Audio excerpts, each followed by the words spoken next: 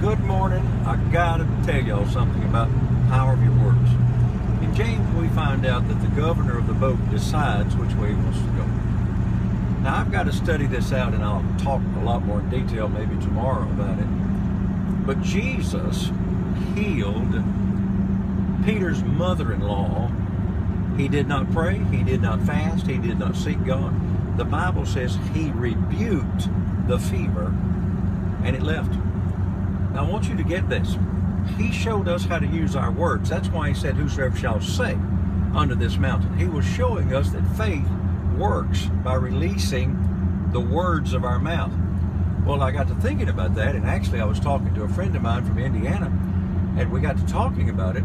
Jesus rebuked the wind. He didn't pray about the wind. He didn't talk about the wind. He didn't talk about the storm. He talked to the storm, but the word there is he rebuked the wind.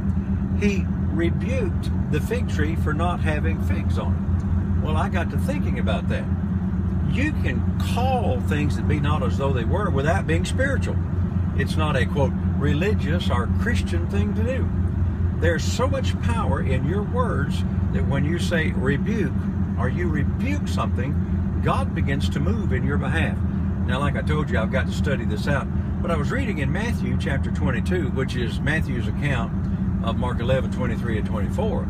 It says, when Jesus said to that fig tree, no man eat fruit of thee hereafter forever, it said that instantly, or actually the word in the King James is presently, it dried up, and the disciples saw it.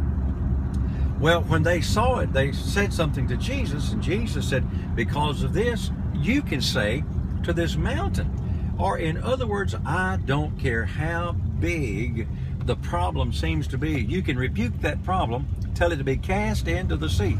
Now, the reason that Jesus said be cast into the sea is if you take a mountain and put it in the sea, it's completely wiped away. You will never see it again. So there's even power in your words when you rebuke things. I want to say it again. Jesus said to Peter's mother-in-law, he rebuked the fever, and the fever left. So you can rebuke things with your words. You can call things with your words.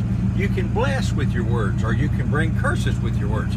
Your words are powerful, and you need to start guarding your heart and mouth and begin to say the things that you want to come to pass. Hey, I got to go. Have a great day. You remember today, Jesus is Lord. Thank God the Word works.